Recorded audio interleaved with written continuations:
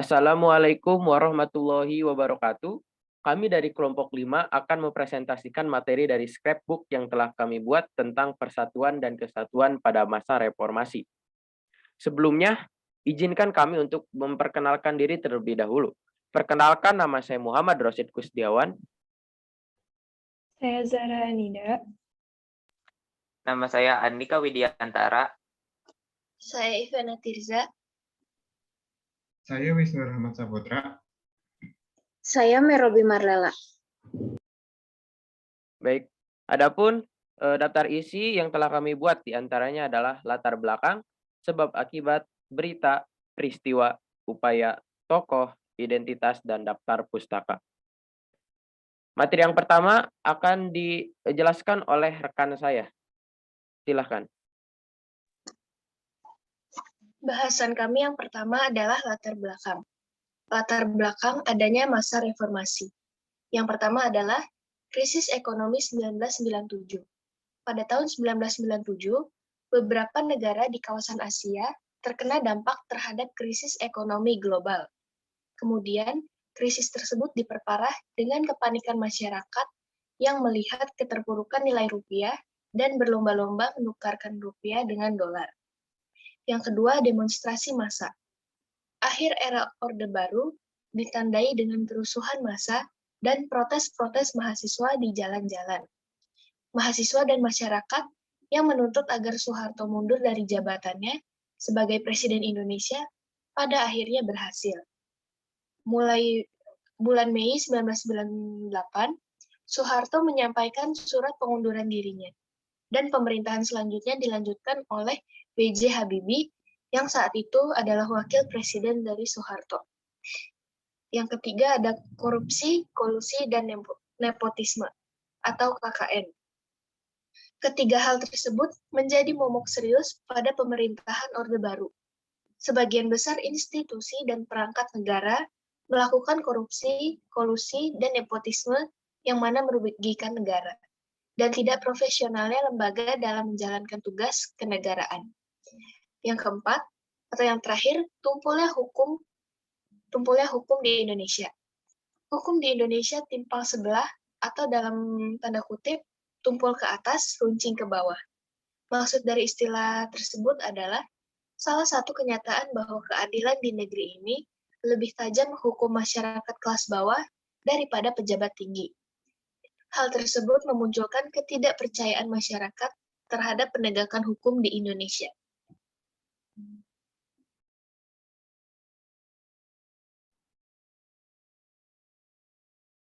Baik, berikutnya ada sebab akibat dari reformasi. Yang pertama adalah diterbitkannya Impres nomor 26 tahun 1998 yang membatalkan aturan-aturan diskriminatif terhadap komunitas Tionghoa, yaitu isinya tentang menghentikan penggunaan istilah pribumi dan non-pribumi. Instruksi Presiden tersebut untuk mewujudkan persamaan kedudukan hukum hingga memperkokoh persatuan dan kesatuan.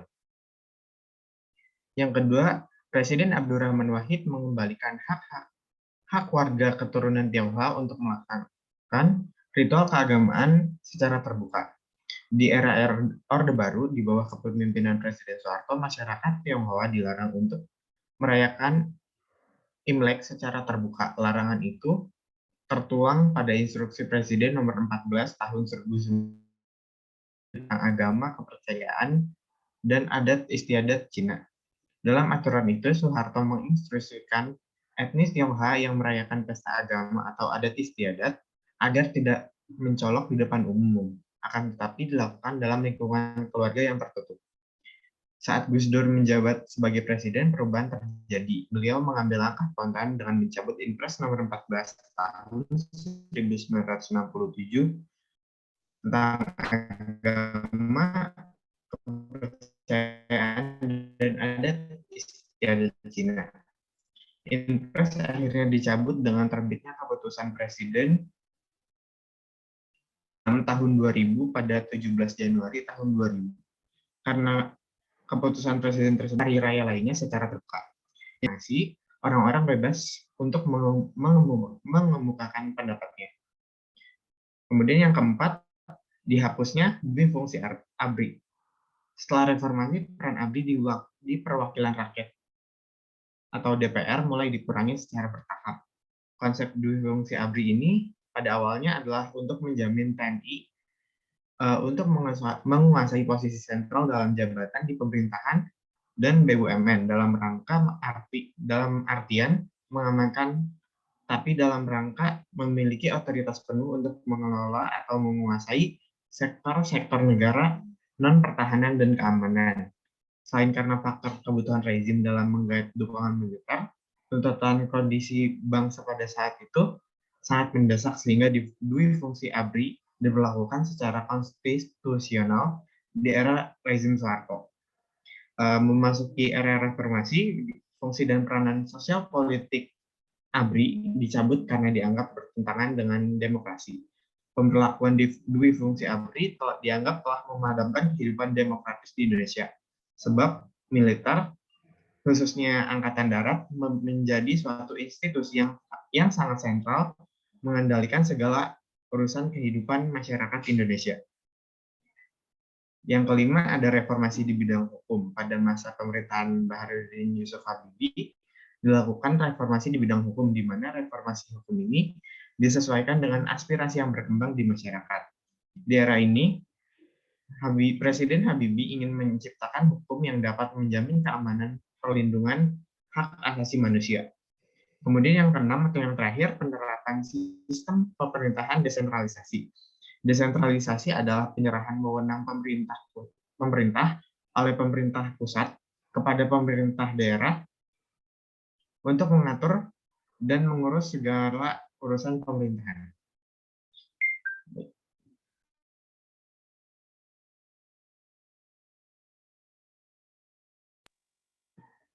Persatuan dan Kesatuan Indonesia sebagai bangsa yang majemuk di era reformasi belum lama ini tercerminkan dalam kesuksesan penyelenggaraan PON ke-20 di Papua pada tahun 2021. Berdasarkan berita berjudul Sukses PON 20 Papua, Bukti Kuat Solidaritas, Sportivitas, dan Persatuan Bangsa yang diterbitkan oleh Kominfo, Wapres Ma'ruf Amin berpesan bahwa solidaritas, sportivitas, persatuan, dan kesatuan merupakan kunci kesuksesan yang harus dirawat bersama. Ia juga mengapresiasi tekad dan dedikasi dari pemerintah dan masyarakat yang bekerja sama mempersiapkan penyelenggaraan acara yang tidak mudah tersebut di tengah kondisi pandemi COVID-19. Seluruh jurnalis dan awak media pun mendukung penuh penyiaran PON ini agar dapat disaksikan seluruh masyarakat Indonesia.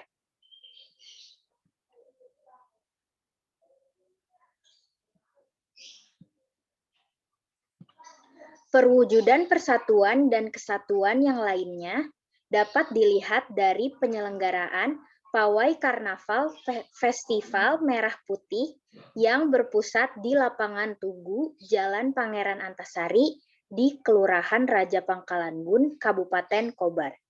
Dalam rangka memperingati HUT Kemerdekaan RI yang ke-74 pada tahun 2019 lalu. Menurut berita berjudul Festival Merah Putih Kobar, Wujud Persatuan dan Kesatuan dalam Keberagaman, yang diterbitkan oleh Diskominfo Kobar, dalam festival tersebut terdapat perlombaan penampilan sejarah perjuangan dan penampilan keragaman budaya untuk kategori pelajar dan umum, serta ada juga lomba menghias kendaraan. Melalui pawai karnaval tersebut, pemerintah berusaha mewujudkan persatuan dan kesatuan masyarakat Kobar yang terdiri dari berbagai suku, etnis, agama, ras, dan adat.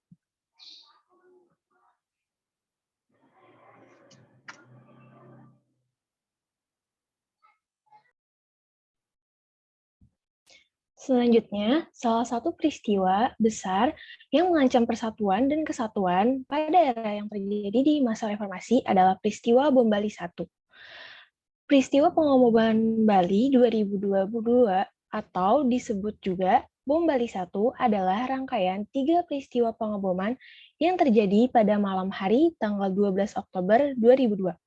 Dua ledakan pertama terjadi di Pedis Club dan Sari Club di Jalan Legian, Kuta, Bali, sedangkan ledakan terakhir terjadi di dekat kantor konsulat Jenderal Amerika Serikat. Tercatat 203 korban jiwa dan 209 orang luka-luka atau cedera.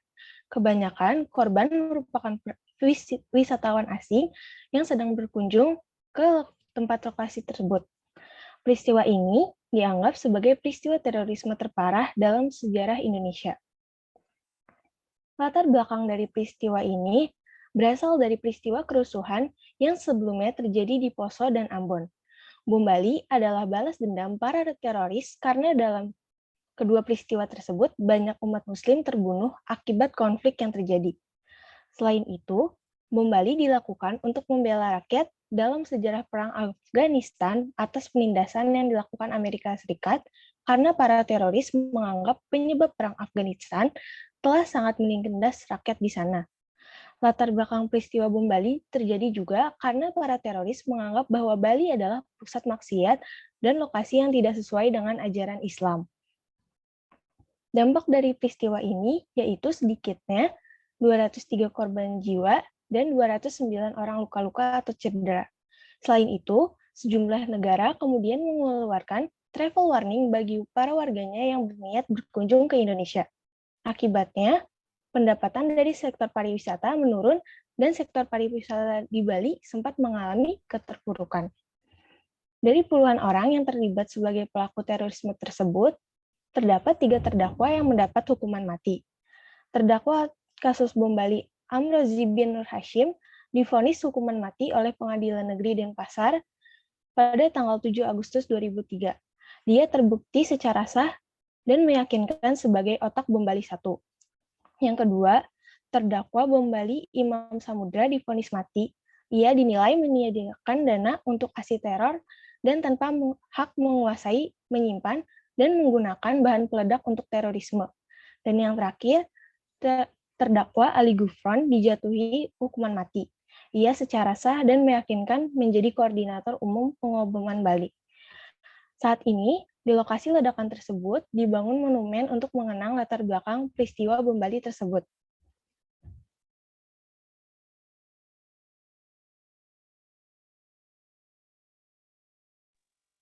Selanjutnya ada beberapa upaya yang dapat dilakukan agar kasus seperti yang telah disebutkan sebelumnya itu peristiwa bom Bali agar tidak terulang kembali. Yang pertama, perlunya menerapkan kurikulum anti teror sejak dini. Yang kedua, menyelenggarakan ceramah-ceramah agama agar dapat membimbing kita ke arah yang lebih baik. Yang ketiga, belajar mengenal perdamaian dan keberagaman. Yang keempat, menyaring segala informasi yang didapatkan, mengambil sisi positif, dan membuang sisi negatif yang dari informasi yang telah didapatkan. Yang kelima, selalu aktif melapor kepada pihak berwajib jika terjadi aktivitas radikalisme dan terorisme. Yang keenam, bekerja sama dengan pihak berwajib.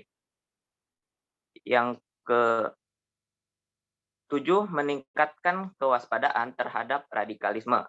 Yang kedelapan, pemerintah juga harus lebih tegas dalam mencegah dan menghukum berbagai tindakan terorisme. Dan yang terakhir, bersama-sama membangun kesan bahwa negara kita aman dari terorisme.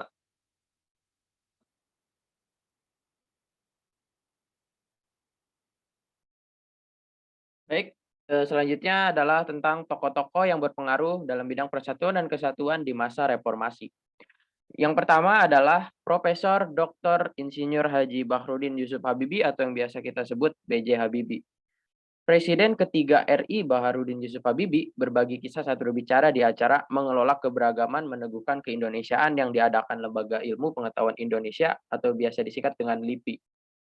Habibie banyak bercerita mengenai kebijakan yang ia buat demi menjaga keutuhan negara kesatuan Republik Indonesia. Salah satunya mengenai latar belakang dirinya disebut sebagai tokoh kebebasan pers. Kebijakan tersebut berawal ketika Presiden Soeharto resmi mundur dari jabatannya pada tahun 1998. Pasca lengsernya Soeharto, praktis posisi orang nomor 1 di Indonesia tersebut diisi Habibie yang kala itu menjadi wakil presiden. Habibie kemudian memanggil Panglima ABRI, Mendagri, Menlu, keluarga besar Partai Golkar, serta pimpinan MPR untuk menanyakan situasi negara saat itu. Sayangnya laporan keempat jajarannya itu tidak sinkron, sehingga membuat Habibie sulit mengambil keputusan taktis untuk meminimalisir gejolak reformasi. Dari situ ide membuka kebebasan pers mengemuka. Ia ingin semua orang bebas menyuarakan pendapatnya. Mengingat Habibie kala itu sangat memerlukan masukan dari banyak pihak untuk mengeluarkan kebijakan negara. Selain itu, Habibie menyatakan bahwa pemerintah tidak memiliki dasar mengekang kebebasan berpendapat, bahkan ia juga pernah bertemu Jaksa Agung dan memerintahkan membebaskan orang-orang yang dipenjara karena berbeda pandangan dengan penguasa. Habibie yakin justru jurus tersebut dianggap tepat, setidaknya kebijakan tersebut dapat meredam ketegangan kala itu demi menjaga keutuhan Indonesia. Yang kedua, Kiai Haji Abdurrahman Wahid atau biasa yang kita kenal dengan Bapak Gus Dur. Kebijakannya untuk mengganti nama Provinsi Irian Jaya menjadi Provinsi Papua pada tahun 2000 dan menyebut orang Irian sebagai orang Papua misalnya menimbulkan kontroversi politik. Apalagi ketika Gus Dur dengan keberanian yang luar biasa bukan hanya memberi izin, melainkan juga memberi bantuan dana bagi tokoh-tokoh masyarakat Papua untuk menggelar Kongres Nasional Rakyat Papua II pada Maret 2000. Kongres itu kemudian menetapkan berdirinya Presidium Dewan Papua yang dipimpin oleh dua tokoh Papua, yaitu Taisio Ulay asal Sentani dan Tombianal asal Pegunungan Tengah. Tak cuma itu, Gus Dur bahkan memperbolehkan berkibarnya bendera bintang kejora sebagai simbol adat Papua bersama sang saka merah putih sebagai bendera negara. Bahkan lagu Hai Tanahku Papua pun boleh didengungkan setelah lagu Kebebasan Indonesia Raya. Apa yang dilakukan Gus Dur ini mirip dengan kebijakan Presiden Belanda di Hollandia, yaitu JP Van Enkhuizen yang memperbolehkan tokoh Papua menggelar Kongres Nasional Papua I pada Oktober tahun 1961 dan mengizinkan berkibarnya bendera bintang kejora setingkat di bawah bendera merah putih biru setelah didengungkannya Hai Tanah Papuaku setelah lagu kebangsaan Belanda Wilhelmus pada 1 Desember 1961. Selanjutnya, yang ketiga, yaitu Hajah Diah Permata Megawati Setiawati Soekarno Putri atau biasa yang kita sebut dengan Megawati. Megawati Soekarno Putri terpilih sebagai presiden pada tahun 2001. Ia menggantikan pemerintahan Abdurrahman Wahid yang menjabat mulai tahun 1999. Presiden Megawati Soekarno Putri menjadi presiden perempuan pertama di Indonesia. Bagaimana kebijakan yang dilakukan pada masa pemerintahan Megawati?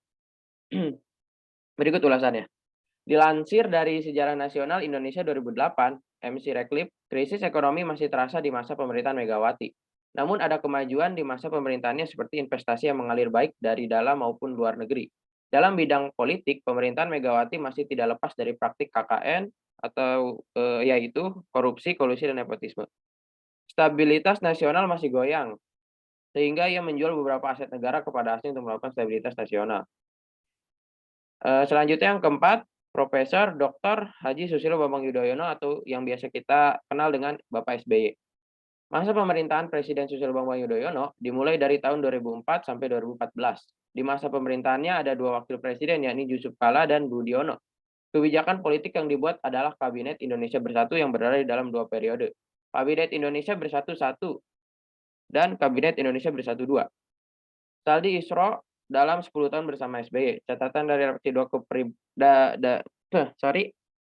refleksi dua periode kepemimpinan 2014 mengatakan bahwa selama menjabat sebagai presiden, Susilo Bambang Yudhoyono dianggap sebagai presiden yang secara spesifik mengemukakan agenda pemberantasan korupsi.